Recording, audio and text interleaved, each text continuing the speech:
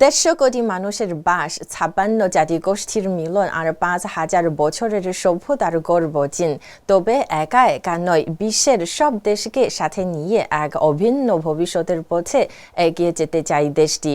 প্রাচীন ঐতিহ্য থেকে আধুনিক উদ্ভাবন, সব ক্ষেত্রে সমৃদ্ধ চীনকে জানার নতুন দিগন্ত আমাদের অনুষ্ঠান জানা ও জানা চীন।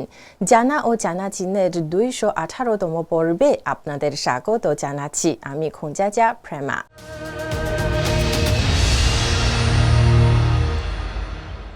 চীনে কৃত্রিম বুদ্ধিমত্তার অগ্রগতি এগোচ্ছে ড্রামেটিক হারে। সূচতে জাতীয় পর্যায়ের AI প্রতিযোগিতায় উঠে এসেছে শতাধিক উদ্ভাবনী প্রকল্প, যেখানে শিল্পযন্ত্রের রোবট ডাক্তার থেকে শুরু করে সবই নজর কাটছে। হাংজোতে পরীক্ষামূলকভাবে চালু হয়েছে রোবট রেস্তোরাঁ, যেখানে রোবট রান্না করে রোবটই পরিবেশন করে খাবার। প্রযুক্তি আর কল্পনার মেলবন্ধনে নতুন এক ভবিষ্যতের গল্প শোনাচ্ছে চীন। বিস্তারিত ফয়সল আব্দুল্লাহর প্রতিবেদনে।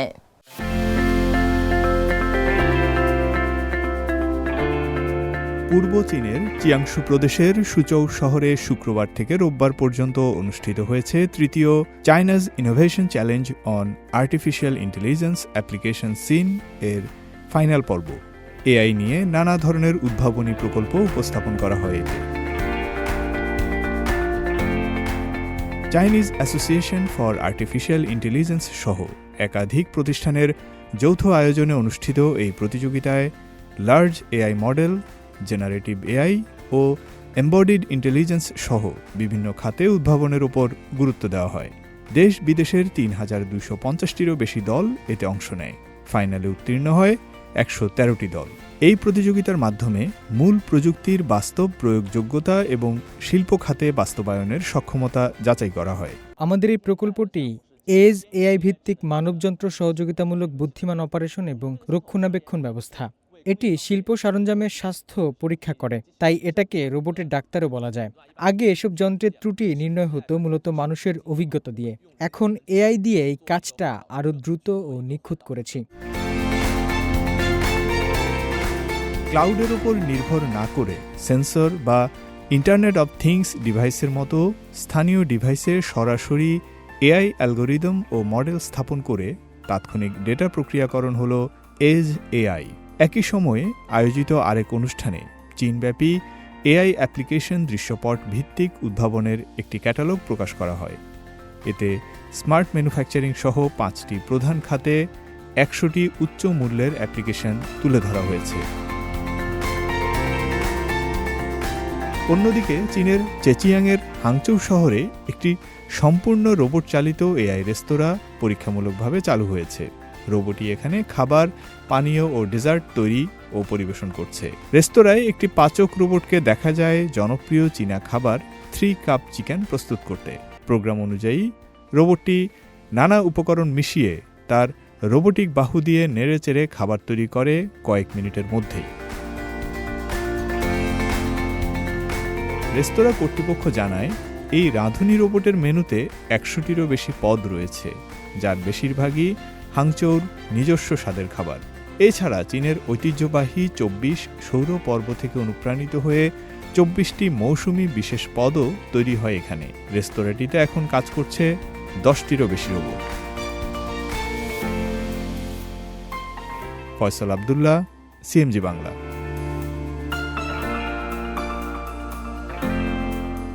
চীনে দ্রুত বিস্তৃত হচ্ছে হিউম্যানয়েড রোবটের ব্যবহার। হাসপাতাল থেকে শুরু করে কারখানা, সবখানে কাজ করছে বুদ্ধিমান রোবট।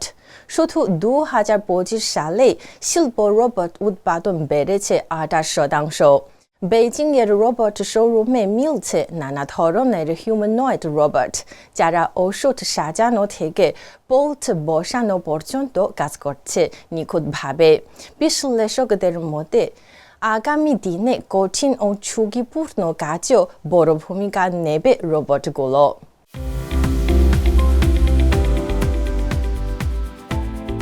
বেইজিংয়ের প্রথম রোবট ফোরেস স্টোরে এখন 35টিরও বেশি হিউম্যানয়েড রোবট মডেল বিক্রির জন্য সাজিয়ে রাখা হয়েছে।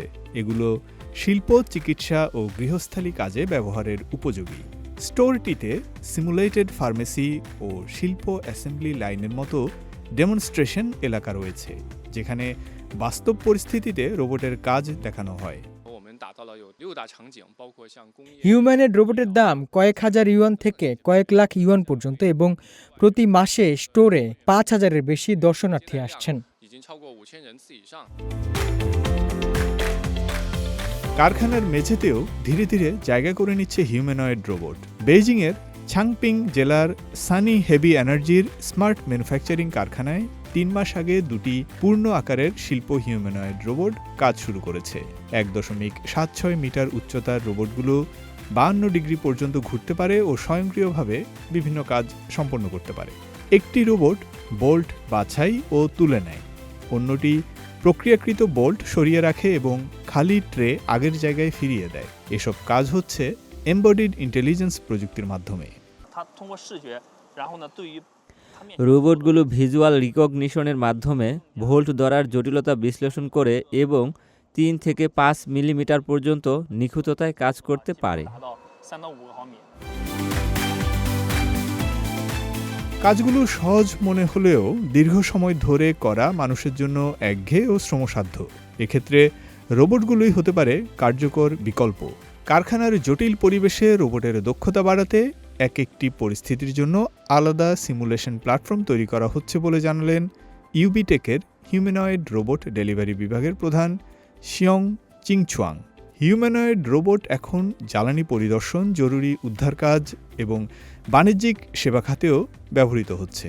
চরম ও প্রতিকূল পরিবেশেও এদের ব্যবহার বাড়বে বলে মনে করা হচ্ছে। বিভিন্ন গবেষণা প্রতিষ্ঠানের হিসাবে 2025 সালে বিশ্বব্যাপী প্রায় 15,000 হিউম্যানয়েড রোবট সরবরাহ হতে পারে, যার মধ্যে প্রায় 10,000ই চীন থেকে আসবে। এদিকে শিল্প ও তথ্য প্রযুক্তি মন্ত্রণালয়ের প্রস্তাবিত AI প্লাস ম্যানুফ্যাকচারিং উদ্যোগের আওতায় হিউম্যানয়েড রোবটের মানদণ্ড ভিত্তিক উৎপাদন লাইন গড়ে তোলা এবং সাধারণ উৎপাদন পরিস্থিতিতে দ্রুত ব্যবহার শুরুর আহ্বান জানানো হয়েছে। চীনের জাতীয় পরিসংখ্যান ব্যুরোর সাম্প্রতিক তথ্য বলছে, 2025 সালে হাইটেক ম্যানুফ্যাকচারিং খাতের মূল্য সংযোজিত উৎপাদন বড় আকারের শিল্প প্রতিষ্ঠানের মোট উৎপাদনের 17.1% পৌঁছেছে। একই সময়ে শিল্প রোবটের উৎপাদনও আগের বছরের চেয়ে বেড়েছে 28%। ফয়সাল আব্দুল্লাহ, সিএমজি বাংলা।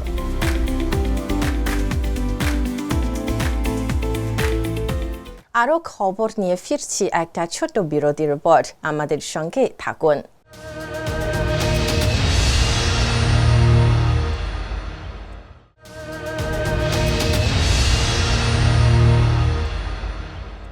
দর্শক, বিরতির পর আবারও স্বাগত জানা ও জানা জিনে।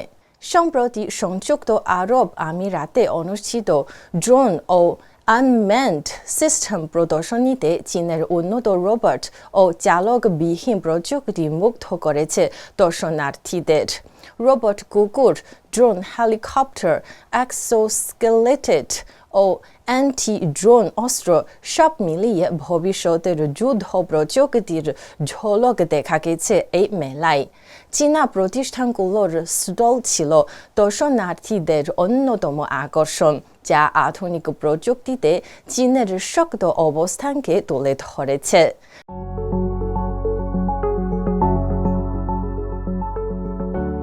সংযুক্ত আরব আমিরাতের রাজধানী আবু ধাবিতে হয়ে গেল 7ম আনম্যান্ড সিস্টেমস এক্সিবিশন।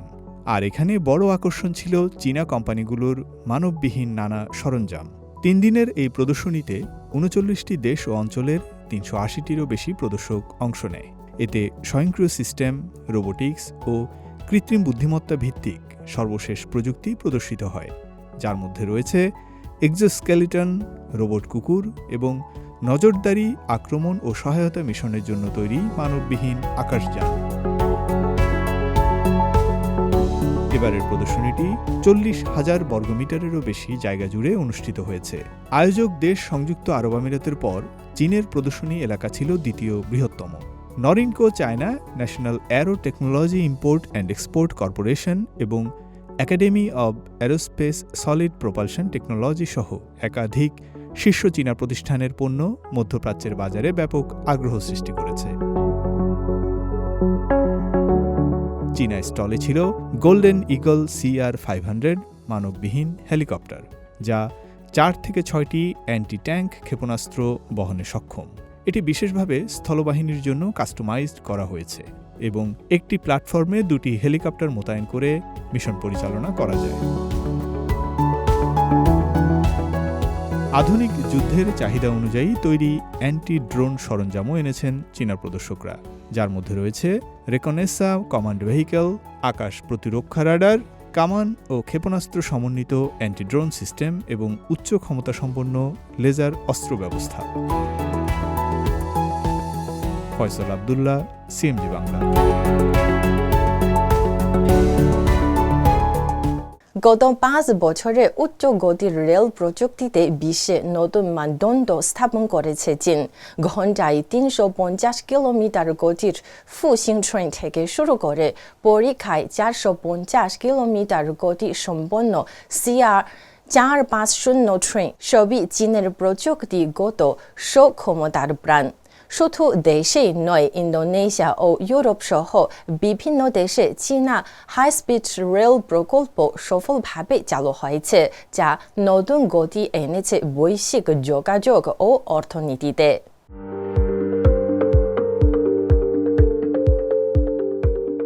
14তম পঞ্চবার্ষিক পরিকল্পনার সময়কালে ধারাবাহিক প্রযুক্তিগত উদ্ভাবনের মধ্য দিয়ে গেছে চীন।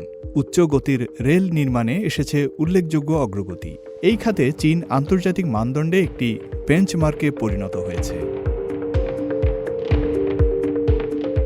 চীনের উচ্চগতির রেল খাতের প্রযুক্তিগত সাফল্যের অন্যতম উদাহরণ ফুসিং বুলেট ট্রেন, যার গতি ঘণ্টায় 350 কিলোমিটার। এই সময়ের মধ্যে চীন প্রকৌশল নির্মাণ, সরঞ্জাম উৎপাদন ও পরিচালন ব্যবস্থাপনা সহ একটি পূর্ণাঙ্গ ব্যবস্থা গড়ে তুলেছে। চীনের উচ্চগতির ট্রেনের নতুন মডেল CR-450 পরীক্ষামূলক সংস্করণ 2024 সালের শেষে উন্মোচন করা হয়। অপারেটিং স্পিড, জ্বালানি দক্ষতা, অভ্যন্তরীণ শব্দের মাত্রা এবং ব্রেকিং দূরত্ব সহ একাধিক সূচকে এটি আন্তর্জাতিকভাবে শীর্ষে আছে। পরীক্ষার সময় 2টি CR-450 ট্রেন পরস্পরকে পাশ দিয়ে অতিক্রম করার সময় সম্মিলিত আপেক্ষিক গতি ছিল 896 কিলোমিটার প্রতি ঘন্টা, যা উচ্চগতির রেলে এখন পর্যন্ত সর্বোচ্চ। চায়না রেলওয়ে জানায়, বিশ্বের দ্রুততম উচ্চগতির ট্রেন হিসেবে পরিচিত CR-450 পরীক্ষায় ঘণ্টায় 450 কিলোমিটার এবং বাণিজ্যিক পরিচালনায় ঘণ্টায় 400 কিলোমিটার গতি অর্জন করেছে। ফুসিং সিরিজের সর্বশেষ মডেলের প্রোটোটাইপ 2024 সালের 29 ডিসেম্বর বেইজিংয়ে উন্মোচন করা হয়। চীনা রেল কর্তৃপক্ষ রেল প্রযুক্তির মানদণ্ড তৈরির প্রক্রিয়াও দ্রুততর করেছে। চায়না রেলওয়ে গ্রুপ ইতোমধ্যে 1219টি কর্পোরেট প্রযুক্তি মানদণ্ড তৈরি করেছে, যার মাধ্যমে একটি পদ্ধতিগত, আধুনিক ও ব্যবহারযোগ্য রেল প্রযুক্তি মান ব্যবস্থা গড়ে উঠেছে। চীন আন্তর্জাতিক রেল ইউনিয়ন, আন্তর্জাতিক মান সংস্থা এবং আন্তর্জাতিক ইলেকট্রোটেকনিক্যাল কমিশনের সঙ্গে 300টিরও বেশি আন্তর্জাতিক মান প্রণয়ন ও সংশোধন প্রকল্পে নেতৃত্ব দিয়েছে। গত 5 বছরে বৈশ্বিক উচ্চগতির রেলের টেকসই উন্নয়নে চীনা অভিজ্ঞতা ও সমাধানও তুলে ধরেছেন চীনের বিশেষজ্ঞরা। তারা জানালেন, 14তম পঞ্চবার্ষিক পরিকল্পনার সময় বেল্ট অ্যান্ড রোড ইনিশিয়েটিভের অধীনে ইন্দোনেশিয়া চীন যৌথ উদ্যোগের জাকার্তা বান্দুং উচ্চগতির রেল চালু হয়েছে। এতে জাকার্তা থেকে বান্দুং যাত্রার সময় 3 ঘণ্টা থেকে কমে 46 মিনিটে নেমে এসেছে। অন্যদিকে হাঙ্গেরি সাইবেরিয়া উচ্চগতির রেল প্রকল্পের সার্বিয়া অংশ চলতি বছরের 3 অক্টোবর চালু হয়েছে। অংশটি চায়না রেলওয়ে ইন্টারন্যাশনাল ও চায়না কমিউনিকেশনস কনস্ট্রাকশন কোম্পানি নির্মাণ করেছে, যার গতি ঘণ্টায় 200 কিলোমিটার। চীনের রেল টিকিটিং সিস্টেমও বিদেশি প্রকল্পের প্রয়োজন অনুযায়ী অভিযোজিত হয়েছে, যা স্থানীয়দের টিকিট কেনার অভিজ্ঞতা করেছে আরও উন্নত। ফয়সাল আব্দুল্লাহ, CMG বাংলা। চীনা নববর্ষ ঘিরে গোটা চীনে এখন ব্যস্ত সময় পার করছেন লণ্ঠন কারিগররা। ঐতিহ্যবাহী লণ্ঠন বানাতে দিন রাত কাজ করছেন তারা। বেজিংয়ের রাজপ্রাসাদের লণ্ঠন,浙江의 ঐতিহ্যবাহী নকশার লণ্ঠন কিংবা广东의 গোলবোলা潮州 লণ্ঠন প্রতিটিতেই ফুটে উঠছে চীনের হাজার বছরের শিল্প ঐতিহ্য।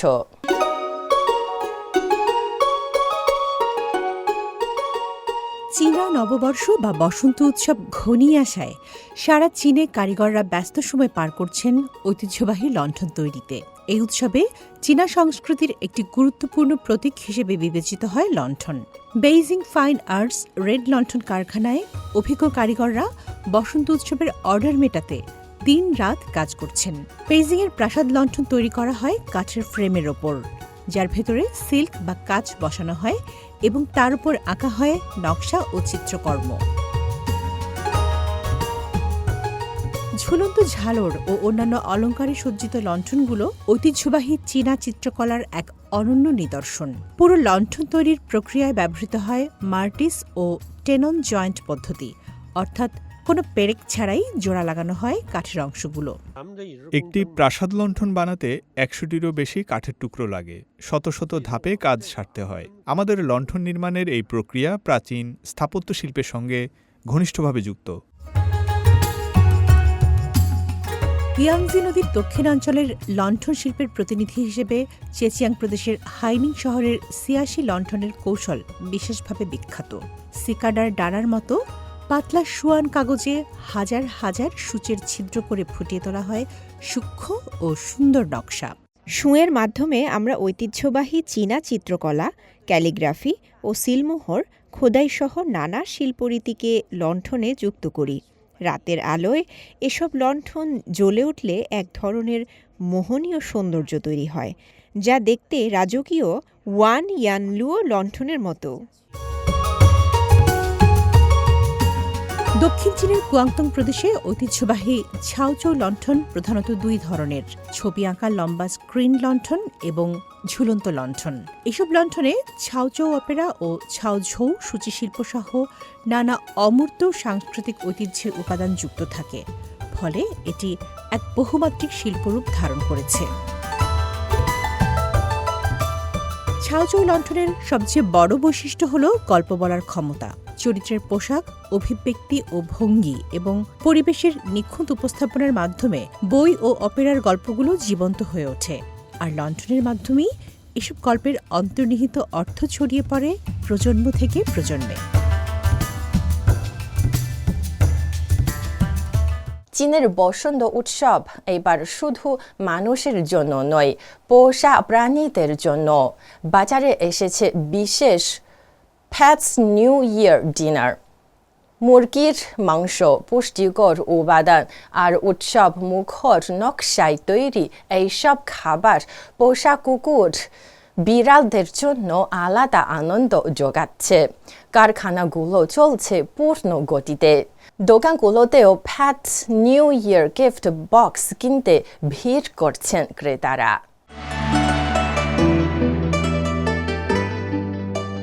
চীনের ঐতিহ্যবাহী বসন্ত উৎসব বা লুনার নিউ ইয়ার মানেই পরিবারের সবার পুনর্মিলন, বাহারি সব খাবার আর উৎসবের আমেজ।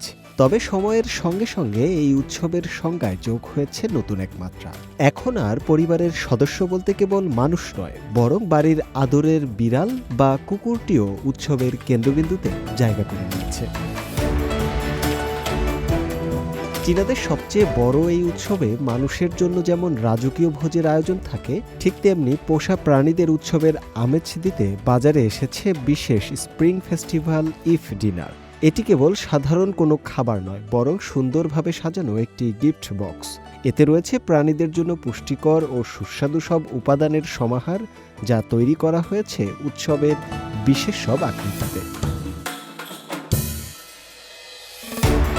পূর্ব চীনের চিয়াংশু প্রদেশের চেচিয়াং শহরের ফুড প্রসেসিং কারখানাগুলোতে এখন দম ফেলার ফুসরত নেই। 2026 সালের ঘোড়ার বছর থিম মাথায় রেখে তৈরি হচ্ছে বাহারি সব গিফট বক্স। এসব বিশেষ খাবারে ব্যবহার করা হচ্ছে টাটকা মুরগির বুকের মাংস এবং প্রিমিয়াম মানের পুষ্টিকর সব উপাদান। আমরা উদ্ভাবনী নকশার উপর জোর দিচ্ছি। মানুষের নববর্ষের ভোজের অনুকরণে আমরা পোষা প্রাণীদের জন্য শুভ ও নান্দনিক আকৃতির খাবার তৈরি করেছি। এবছর এখন পর্যন্ত আমাদের অর্ডার 1 লাখ ছাড়িয়ে গেছে। চাহিদা মেটাতে কারখানাগুলো দিনরাত সম্পূর্ণ সক্ষমতায় চলছে। বর্তমানে প্রতিদিন প্রায় 15,000 অর্ডারের পণ্য সরবরাহ করা হচ্ছে। এই অর্ডারের বড় একটি অংশ যাচ্ছে পূর্ব চীনের ইয়াংজি নদীর বদ্বীপ অঞ্চলে, বিশেষ করে সাংহাই শহরে। স্থানীয় পেট শপ বা পোষা প্রাণীদের দোকানে উৎসবের বিশেষ পণ্যগুলোর জন্য আলাদা কর্নার তৈরি করা হয়েছে। সেখানে ক্রেতাদের নিয়মিত ভিড় লক্ষ্য করা যাচ্ছে। একসময় উৎসবের আয়োজন কেবল মানুষের মধ্যে সীমাবদ্ধ থাকলেও বর্তমানে চীনারা তাদের প্রিয় পোষা প্রাণীদের পরিবারের অবিচ্ছেদ্য অংশ হিসেবে গণ্য করছে। পোষা প্রাণীদের জন্য এই নববর্ষের ডিনার কেবল একটি পণ্য নয়, বরং এটি প্রাণীদের প্রতি মানুষের ভালোবাসা এবং উৎসবের ভাগাভাগির এক নতুন বহিঃপ্রকাশ। শুভ আনোয়ার, সিএমজি বাংলা।